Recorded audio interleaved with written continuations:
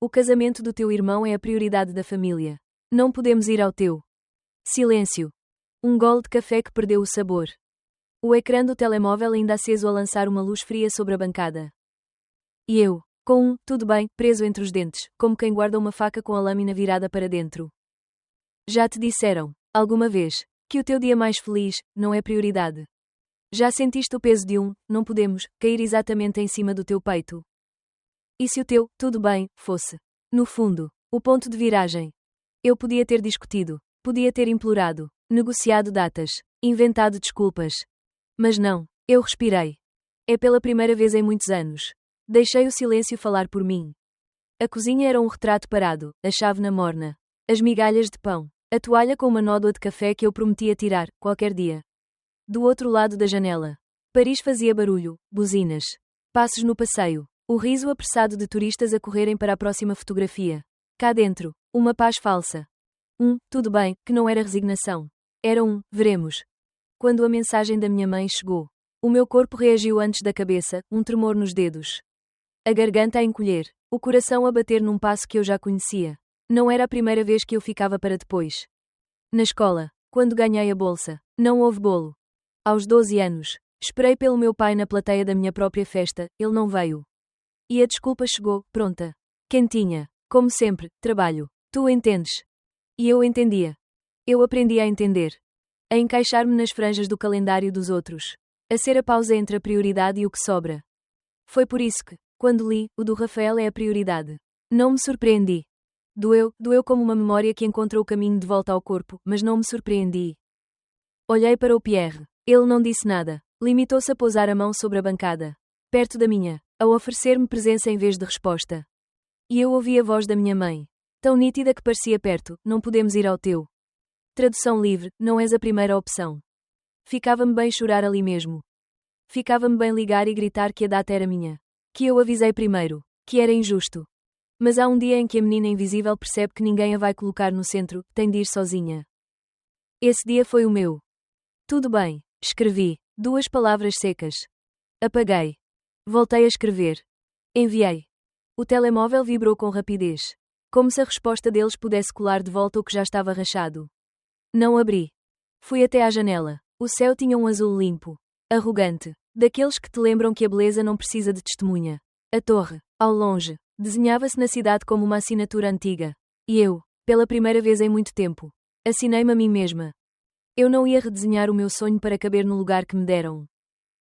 No entanto, a dor não desapareceu. Ela ficou. Instalou-se nos ombros. Pesada, como as mãos do passado. A dor do, não fomos. A dor do, não és. A dor do, não basta. Eu sempre achei que crescer era aprender a não doer. Não é, crescer é aguentar a dor sem se tornar dura. É manter-se macia por dentro. Mesmo quando a vida te pede pedra. Respirei outra vez. Lembrei-me de coisas pequenas.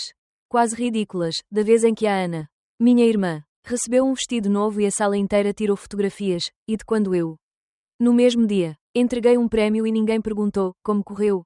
Microtraumas, é assim que os terapeutas lhe chamam.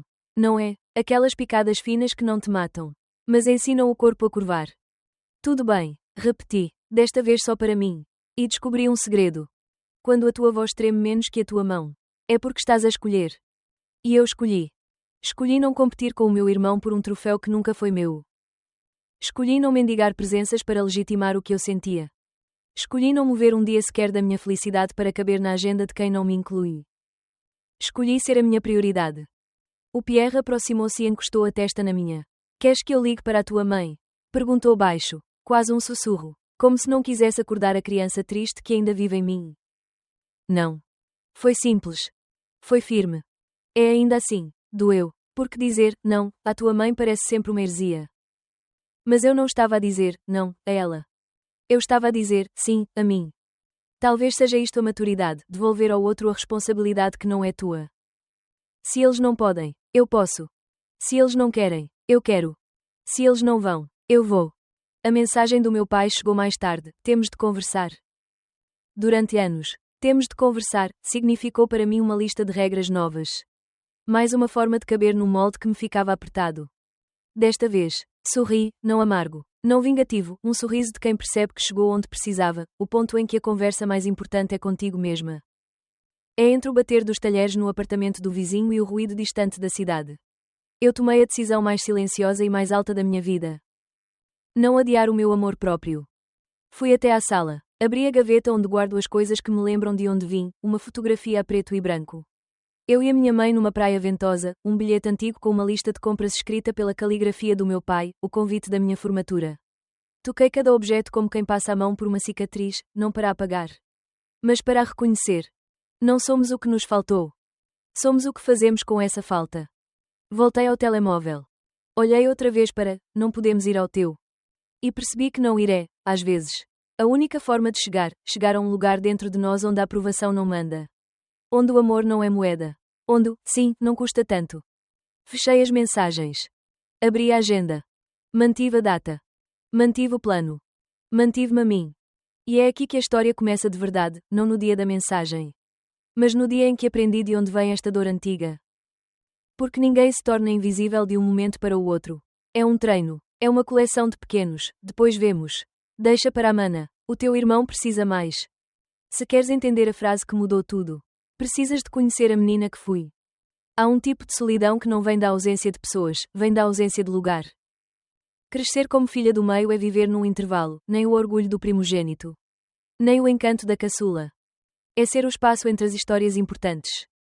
E eu aprendi a caber nesse espaço, primeiro por amor. Depois por hábito.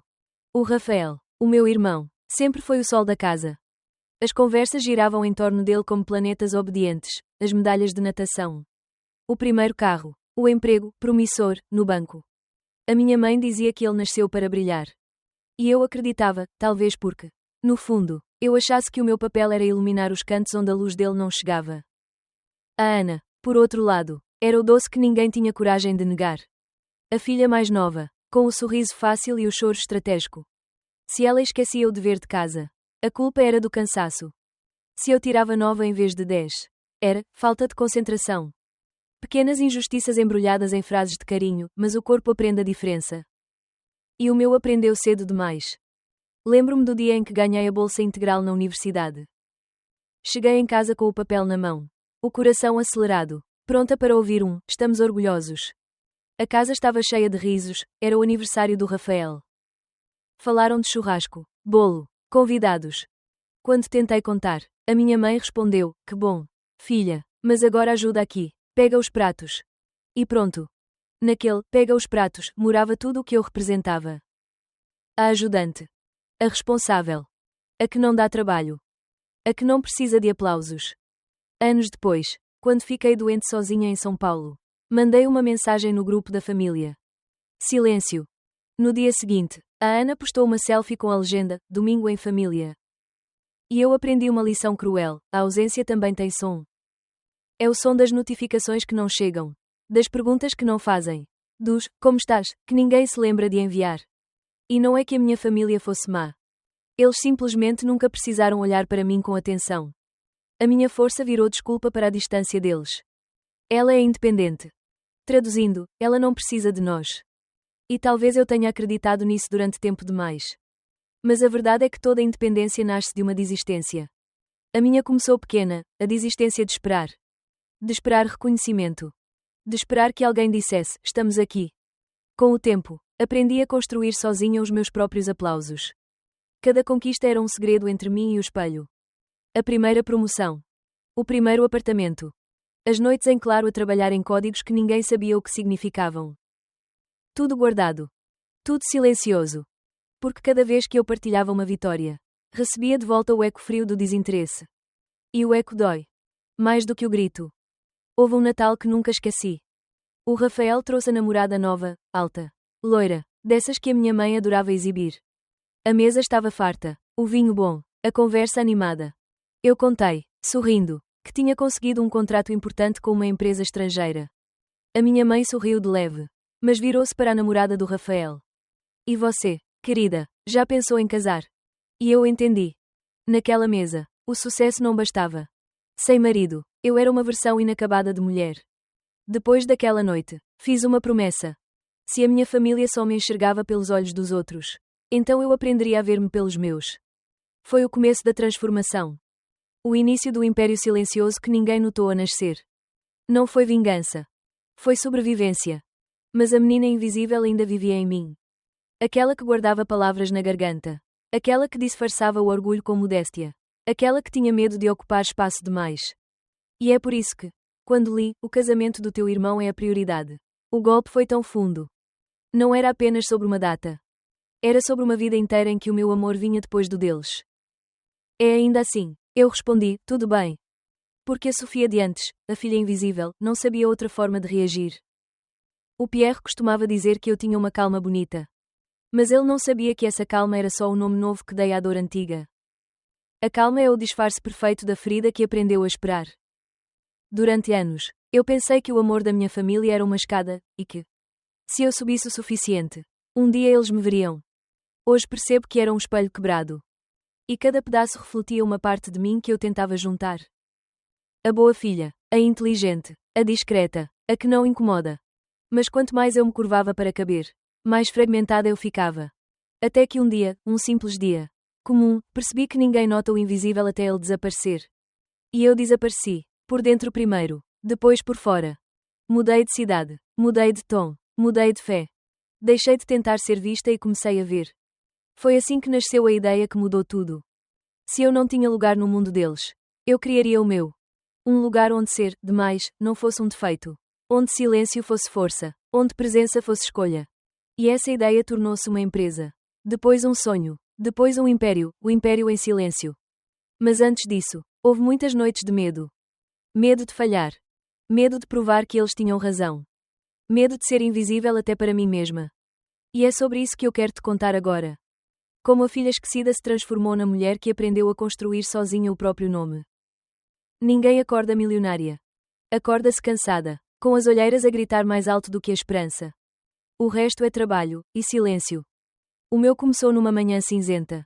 Numa sala de reuniões com cheiro a marcador seco. O diretor respirou fundo, alinhou papéis como quem alinha culpas e disse, redução de custos. Tradução, és dispensável. Eu saí com uma caixa de cartão e uma certeza crua a arder no peito, se o mundo não tinha lugar para mim. Eu ia construí-lo. As primeiras linhas de código nasceram na mesa pequena do meu T1 alugado. Entre chávenas de café frio e a máquina de lavar a bater no ciclo de centrifugação como um coração descompassado. A Carla, brilhante com dados, mordaz com verdades, trouxe método. O Bruno, produto na veia, sorriso fácil, trouxe ritmo. E eu trouxe a fome. Fome de não voltar a pedir licença para existir. Mini Suk, e se ninguém acreditar? Continuas. Eu continuei. Noites inteiras a debulhar datasets sujos. A treinar modelos que erravam como bebés a dar os primeiros passos. De dia, pitch deck na mochila, de noite. Comidos no JIT como pequenos fósforos acesos numa cave. 3 potenciais clientes. 2 disseram, talvez. 1 disse, volta quando tiver tração. Eu voltei, no dia seguinte, com algo que funcionava apenas o suficiente para não falhar clamorosamente. A primeira demo foi num open space gelado em São Paulo. O gestor cruzou os braços. O relógio caro a brilhar cinicamente. Eu respirei. Corri o script. Rezei por trás dos dentes. Deu erro. Silêncio. A Carla olhou para mim com aqueles olhos de, não desiste agora. Eu recomecei. O gráfico subiu. As anomalias acenderam-se num sitemap que parecia constelação. O gestor murmurou, quanto? Fechámos um piloto de 90 dias e um contrato tímido que pagava a renda e a nuvem, mas não o medo. Enquanto isso, a vida lembrava-me que o passado não se apaga com um contrato. Liguei à minha mãe para dizer que, talvez fosse desta. Ela respondeu com uma ternura automatizada, que bom. Filha, o teu irmão começou no banco. E eu voltei ao teclado. A dor é um excelente gestor de tempo. Vieram as recusas. Vieram as reuniões onde me chamaram de menina e pediram um homem da equipa para explicar melhor. O Bruno apertou os punhos. Eu sorri com os dentes todos. Porque engolir é mais rápido do que educar. Depois veio a primeira fatura grande da AWS. E a conta não fechava. Ligámos para tudo o que era amigo. Primo, ex-colega, crowdfunding de confiança, paga-se quando der. Deram-nos mais 60 dias de folgo. E foi aí que o universo fez o teste final. Numa terça-feira de chuva. O Bruno apareceu com os olhos baixos. Uma proposta, irrecusável, de uma fintech. Salário triplo. Stock options. Eu ouvi o discurso inteiro. A parte de, vou voltar para ajudar. A parte de, é o melhor para nós. A minha cabeça dizia, deixa ir. O meu corpo gritava, não me abandones outra vez. Ele foi. Levou com ele 2 intros valiosas e um pedaço do nosso pitch. Chama-se mercado. Eu chamei-lhe traição. E aprendi a diferença, no dicionário. São sinónimos quando és tu que ficas para trás. Naquela noite, entrei no Slack e escrevi para a Carla, se for para cair. Caímos de pé. Ela respondeu com um link e 3 palavras, vamos à luta. Mini-souk, quanto vale uma teimosia? Valeu o nosso segundo piloto, uma cadeia de retalho que sangrava clientes sem perceber porquê. Em 7 semanas, o nosso modelo de previsão reduziu o churn em 12%. Não era milagre, era matemática com carinho. É de repente, em vez de volta quando tiver tração. Ouvimos, quanto para integrar? Fechamos 120 mil euros anuais. E com isso vieram 3 contratações. Um advogado que falava mais devagar do que eu respirava. E um contabilista que sorria sempre que via números pares. Foi nessa altura que voltei a cruzar-me com o Pierre, o francês da conferência de tecnologia. O do olhar que parecia ouvir. Ele não veio resolver nada. Veio somar. Numa mesa barulhenta de evento. Perguntou-me, o que é sucesso para ti? E pela primeira vez eu respondi sem pensar em medalhas alheias, poder escolher. Ele riu. Não de mim, comigo. Mas isso é outra história. A minha empresa ainda precisava de mim inteira. De cliente em cliente, o produto deixou de ser improviso e virou plataforma. 4 módulos. Integrações limpas. Uma camada de explicabilidade que fazia o CFO acenar a cabeça. As referências começaram a telefonar antes de eu ligar. É um dia. O e-mail com o assunto que parecia piada, aquisição estratégica. A multinacional fazia perguntas que tinham sabor a futuro, visão de 5 anos. Roadmap de EMEA, plano de privacidade. Eu tinha, não todas as respostas, mas todas as cicatrizes. Foram 90 dias de due diligence, 90 dias a provar que aquilo não era sorte. Era engenharia emocional e técnica em proporções iguais. Quando assinei, a mão tremeu. 20 milhões de dólares. Não houve champanhe a estourar, houve eu. Sentada no chão da sala, a olhar para a minha própria assinatura como se fosse a de outra pessoa. O telemóvel ficou mudo. Eu quase liguei para a minha mãe. Quase. Em vez disso, escrevi num caderno, a força não grita. E decidi que ninguém precisava saber, não ainda. O silêncio protegia-me mais do que o aplauso.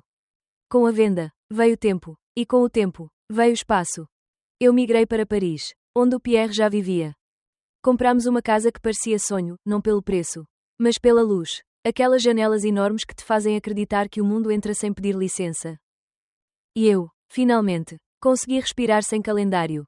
Mas há verdades que não se adiam. Um amor assim pede testemunha, e eu quis a minha. Quis um dia que não fosse adiado para quando der jeito. Que não coubesse no bolso de ninguém. Eu tinha o império que construí sem barulho. Eu tinha o amor que escolhi com calma. E eu tinha uma data. Foi quando anunciei o casamento que o passado voltou com o nome de sempre, Rafael. O resto tu já sabes, a prioridade. O choque, as mensagens. Mas antes do confronto, houve o desenho de um sonho, o casamento dos 2 mundos, o da Sofia invisível e o da mulher que aprendeu a ocupar o seu lugar. Vamos a isso. Quando anunciei o meu casamento, não esperava fogos de artifício. Mas também não esperava o eco. Aquele tipo de silêncio que não é paz, é indiferença. Enviei as mensagens. Partilhei a data, o local, o sorriso. A resposta foi morna, quase educada. Parabéns, filha. Que bom, Sofia. Nada mais. Nem uma pergunta, nem como te sentes? E eu senti. Senti o vazio de quem fala ao vento e ouve o vento responder. 3 meses depois, o Rafael escreveu no grupo da família. Pessoal, marquei na agenda, vou casar em outubro. Outubro, o meu outubro. Eu li 3 vezes, achando que era piada. Mas não era. Era real, e pior. Era o mesmo fim de semana. O mesmo. E quando questionei, a resposta da minha mãe veio rápida. Firme, como se tivesse ensaiado há anos. O casamento do teu irmão é a prioridade da família. Prioridade. Palavra pequena, lâmina afiada. Li e senti aquele velho nó na garganta voltar, o mesmo de quando. Criança, esperava ser chamada para a fotografia e a máquina já tinha clicado. O mesmo de quando pedi ajuda e me disseram, agora não. Era o eco do lugar que me deram desde sempre, o segundo plano. E ainda assim, o pior não foi o que ela disse. Foi o que eu respondi. Tudo bem. Pierre estava ao meu lado. Ele olhou para mim, confuso, quase indignado. Tu vais deixar assim? Perguntou, com aquele sotaque francês que, até na raiva, soava gentil. Eu demorei a responder. Porque a verdade é que, Por dentro, eu já não estava naquele grupo de família há muito tempo. Estava noutro continente emocional, onde o amor precisava de passaporte. Sentei-me, olhei pela janela, e o reflexo no vidro devolveu-me uma pergunta. Quantas vezes mais vais aceitar ser a espectadora da tua própria vida? E naquele instante, decidi, não por raiva, mas por paz, que o meu casamento não ia ser uma negociação. Ia ser um manifesto. Underscore underscore underscore underscore underscore underscore underscore underscore underscore underscore underscore underscore underscore underscore underscore underscore. Os preparativos começaram devagar. Nada de pressa, nada de stress.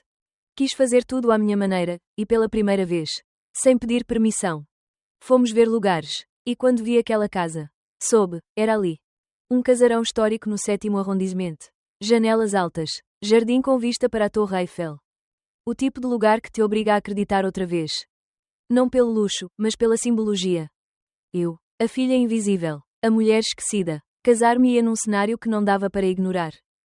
No entanto, o processo foi mais emocional do que logístico. Escolher um vestido sozinha tem um peso que ninguém explica. A cada prova, a estilista perguntava: quer que chamemos alguém da família? E eu sorria. Eles vão ver depois, nas fotos. Por dentro, doía. Porque toda mulher sonha com aquele momento, a mãe a ajeitar o véu. A irmã a rir no canto. Mas o meu sonho sempre coube em silêncios. E eu aprendi a torná-los bonitos. A cada detalhe, havia uma cura. As flores, brancas e cor de pêssego. Como as da casa da minha avó. O menu, escolhido a dedo. Não pelo preço, mas pelo significado. E a música. A música. Um quarteto de cordas tocaria a melodia que o meu pai costumava assobiar quando estava de bom humor. Um pedaço pequeno de reconciliação escondido no meio da festa. Underscore underscore underscore underscore underscore underscore underscore underscore underscore underscore underscore underscore underscore underscore underscore underscore. Mas, enquanto o meu mundo se construía, o outro seguia no piloto automático. Minha mãe mandava fotos dos preparativos do Rafael, flores tropicais, churrasco no sítio, daminhas vestidas de rosa. O grupo da família vibrava. Eu lia, calada. Uma parte de mim ainda esperava, estúpida, teimosa, que alguém dissesse: e o teu, Sofia? Mas não. Nem uma palavra. Nem um parabéns adiado. Só o som constante do esquecimento. Pierre percebeu. Na noite em que fechei o contrato com o fotógrafo, ele encontrou-me no sofá, com o telemóvel apagado e os olhos perdidos. Aproximou-se, sentou-se devagar. Eles não sabem o que estão a perder. Eu ri, com a ironia de quem já ouviu promessas demais. Talvez nunca souberam. Ele estendeu a mão. Então deixa que o mundo veja. E foi isso que fiz. Transformei o que era ausência em presença. Convidei amigos que se tornaram família. Colegas que se tornaram irmãos. Planeei tudo com a calma de quem sabe que o amor verdadeiro não precisa provar nada. Mas, no fundo, eu sabia, parte de mim ainda queria mostrar. Não para humilhar. Mas para que, por uma vez, eles me vissem. Underscore underscore underscore underscore underscore underscore underscore underscore underscore underscore underscore underscore underscore underscore underscore underscore. No dia do casamento, acordei com o sol a entrar pelas janelas imensas. O cheiro do café, o som das risadas das madrinhas, o bater leve das portas. Paris lá fora, dourada, viva, inteira. Eu vesti o vestido devagar, com o coração acelerado, sentindo cada costura como se fosse um ponto da minha história. E quando desci as escadas e vi o Pierre à minha espera, debaixo do arco de flores, com a Torre Eiffel atrás, percebi. Aquele momento era meu. Não emprestado, não dividido, não tolerado, meu. Chorei. Não pelas ausências, mas pela presença de tudo o que eu me tornei. A Sofia de outrora teria olhado para as cadeiras vazias. A Sofia de agora só via o horizonte. A cerimónia foi perfeita. É quando a noite caiu. O jardim iluminou-se em dourado. As taças tilintaram. As vozes misturaram-se. E por um segundo, o tempo pareceu parar. Lembrei-me de todos os, depois vemos, dos, não dá agora. E percebi. Eu nunca precisei deles para ser inteira. Mas, claro, a vida não é filme, e o enredo ainda guardava um último ato. No dia seguinte, ao acordar, o telefone começou a vibrar. Mensagens, chamadas, notificações. Era o outro mundo, o mundo que me ignorou, finalmente a olhar. E o que veio a seguir mudou tudo. Vamos lá.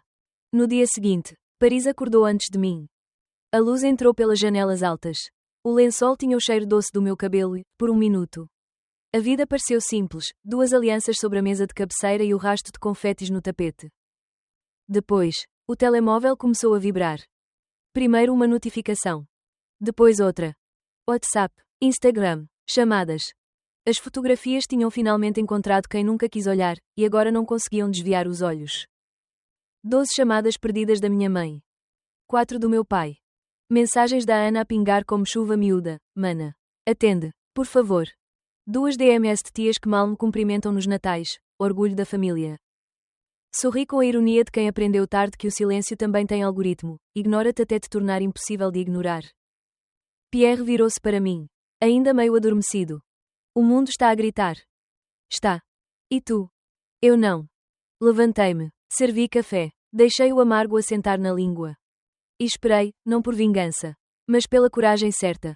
Quando o ecrã voltou a acender com "Mãe", atendi. Do outro lado, a respiração dela já vinha alta, como se corresse atrás de mim há anos. Sofia, isto é verdade. Casaste-te numa mansão em Paris. Como é que pudeste não nos dizer? A palavra "pudeste" cortou a sala como uma faca. Respirei. Casei ontem. Foi lindo. Mas como? Quando? E quem pagou isto tudo? A minha mãe não perguntou se eu estava feliz. Perguntou quem pagou. Apertei a chávena com força. Eu avisei da data há 6 meses. Sim, mas nós não sabíamos que seria assim. Assim como, mãe. Assim bonito. Assim caro. Assim meu. Do outro lado, silêncio. Depois, a velha coreografia. Se soubéssemos, teríamos ido. Tradução, se mostrasses que vales. Talvez fosses prioridade. Então era isso. Não era, a minha voz saiu calma. Mas eu senti as costuras por dentro a ceder, se eu fosse grande o suficiente. Vocês apareciam. Sofia, não é justo. O teu irmão casa aqui. A família toda. E eu casei onde me tornei inteira. Tu tinhas a obrigação de nos incluir, entrou a voz do meu pai. Seca, a travar a curva. Engoli em seco. E vocês, de me amar sem condição. A sala ficou pequena de repente. Encostei-me à janela. A torre, ao longe, era uma assinatura de luz na pele da cidade. Quando voltei ao telefone, quase ouvi a minha mãe a desandar em pranto. Eu não sabia. Filha, eu não sabia que tu, que tinhas esta vida. Este, amor. Porque nunca quiseram saber. A frase saiu sem gritos, e, por isso mesmo, acertou. A defesa veio ao reflexo. Não fales assim com a tua mãe, o meu pai. Ofendido, como quem paga uma conta antiga com moralidade nova. Pai, eu falei assim comigo durante anos. E os anos vieram todos ao mesmo tempo, a bolsa sem bolo.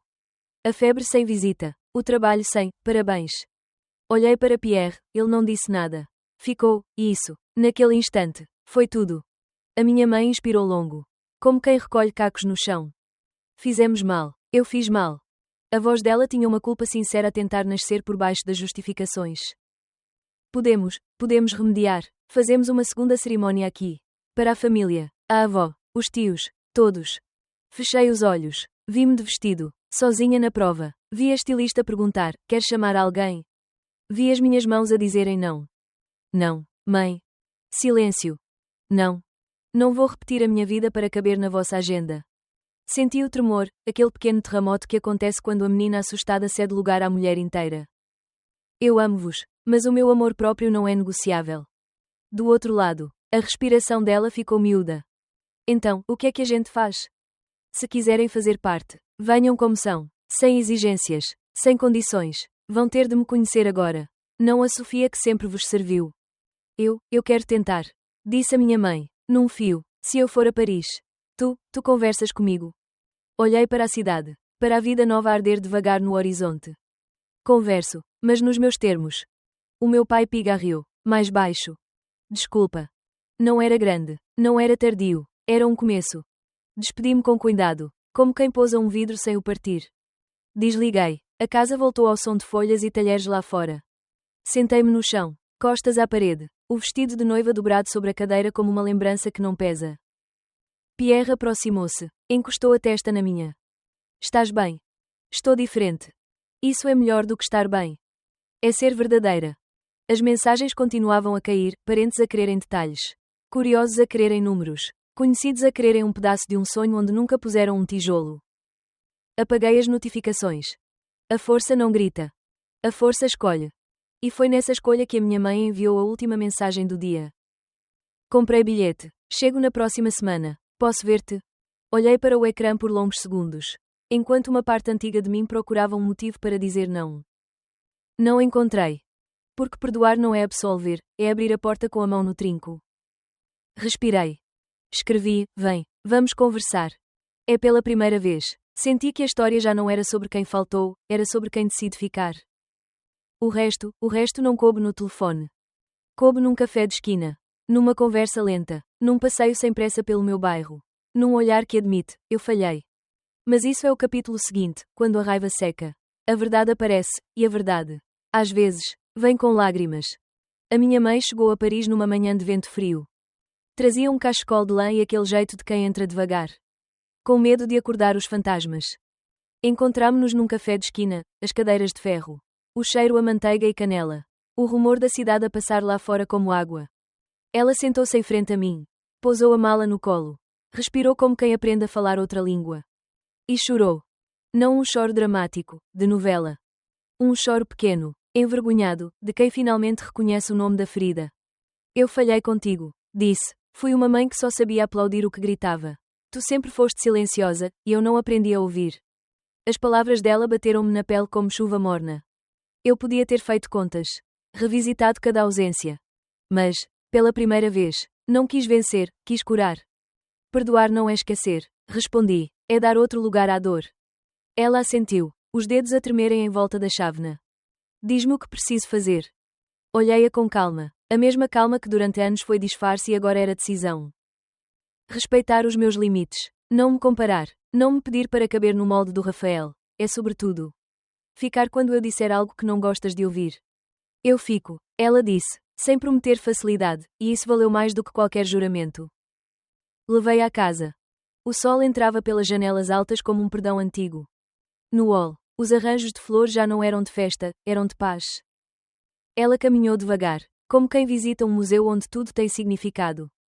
Parou diante de uma fotografia nossa, eu e o Pierre. A torre ao fundo, a luz a contornar-nos como uma bênção que ninguém assinou. A minha mãe passou os dedos pela moldura. E senti o tempo a ceder, não para trás, mas para diante. É lindo, disse. Tu estás feliz. Pousei a mão sobre a dela. Estou inteira. E vimos, as duas, que não são sinônimos, e que sempre me faltou esta palavra. Contei-lhe, então, o que nunca contei. As madrugadas com a Carla a limpar dados. O primeiro piloto que quase morreu no erro de um script. O Bruno a aceitar outra proposta e eu a aprender o peso de uma traição profissional sem transformar o coração em pedra. Contei-lhe do contrato grande. Da due diligence. Do dia em que assinei a venda e fiquei sentada no chão. Sem champanhe nem gritos. A olhar a minha assinatura como quem olha um recomeço. 20 milhões de dólares, não como grito de vitória. Mas como certeza de escolha. Ela ouviu tudo. Sem interromper. Sem, mas... E quando terminamos, a cidade estava dourada por trás dos vidros. Como se também ela quisesse ouvir melhor. Eu não sabia, murmurou. Tu nunca quiseste saber. Devolvi, sem raiva. É assim que a verdade chega quando a raiva seca, limpa. Inteira. Suportável. Fomos até ao jardim. O vento ergueu o véu que ainda pendia na cadeira como um segredo por fechar. A minha mãe segurou-o com um gesto quase religioso. Posso? Assenti. Ela ajeitou o tecido com a delicadeza que eu sonhei a vida inteira. Tarde, mas, desta vez, não tarde demais. Falámos do Rafael. Não para o culpar, mas para o tirar de cima de nós. Falámos da Ana. Ela sente a tua falta. Disse a minha mãe. Acha-te corajosa. Tem vergonha de não ter dito nada. Sorri. A coragem não é barulhenta. É persistente. E decidi escrever à Ana naquela noite. Na despedida, a minha mãe apertou as minhas mãos entre as dela. Eu vou à terapia, contou, num sussurro. Quero aprender a amar-te como tu precisas. Não como eu sei. Senti-me leve de um jeito novo. Porque, em toda a minha história, ninguém tinha alguma vez assumido esta dívida sem me pedir para pagar metade. Nos dias seguintes, o amor deixou de ser tese e virou rotina. Telefonemas curtos aos domingos, às 6. Mensagens sem, urgente, nem chantagem. Como estás, que não vinha seguido de pedidos. O meu pai demorou mais. Os homens da minha família sempre tiveram dificuldade em pedir desculpa, a palavra prende-se-lhes no osso. Mas chegou, numa tarde qualquer, foi injusto. Não era grande, não era poético, era humano. E eu aceitei. A Ana veio a Paris no mês seguinte. Rimo-nos de coisas antigas. Chorámos por coisas novas. Ela contou-me que, no casamento do Rafael, a minha ausência era presença, as pessoas perguntavam por mim. A minha mãe mostrava as fotografias como quem exibe um arrependimento. Eu senti pena e alívio ao mesmo tempo, estranhos irmãos. E percebi que amar a tua família não é concordar com ela. É insistir noutra forma de estar juntos. A libertação não foi um grito, foi um desatar de nós. Dei à minha mãe um novo lugar. Não o trono nem o banco de réus. Dei-me a mim o centro que sempre pedi aos outros. E descobri que a maturidade não é correr para o perdão, é instalar-se na própria dignidade, dali. Decidir quem pode entrar. No último dia da visita, caminhámos devagar pela margem do Sena. A luz do fim da tarde fazia as sombras ficarem longas. Como se a cidade esticasse para caber mais histórias. A minha mãe parou, olhou-me e disse: Obrigada por não desistires de ser minha filha. Mesmo quando eu desisti de ser a tua mãe. E eu respondi o que, em silêncio, esperei a vida inteira. Obrigada por voltares. Mas agora, vou escolher-me primeiro, todas as vezes. Ela sorriu. Não doeu. Foi doce, como um fecho que, finalmente, encaixa. Voltei a casa. Subi as escadas. Toquei a moldura da fotografia do casamento. Lembrei-me do tudo bem que escrevi naquele dia e percebi. Com uma nitidez que corta. Não foi resignação. Foi libertação. Foi o sim que eu disse a mim mesma quando ninguém disse. Foi o começo do amor que não pede autorização. E se estás a ouvir isto e pensas que nunca te escolhem? Escuta-me. Tu podes. Não para ferir, não para provar, para viver. Para que, quando eles finalmente olharem, encontres a tua alegria tão inteira que a validação já não caiba. Se já passaste por algo assim, conta-me nos comentários. Quero ouvir a tua história, talvez ela ensine alguém a levantar-se hoje. Obrigada por ficares até aqui. Se esta história te tocou, deixa um like. Partilha com quem precisa ler isto e subscreve. Ainda há muito que eu quero contar sobre o que acontece quando paramos de pedir licença à vida e começamos a vivê-la.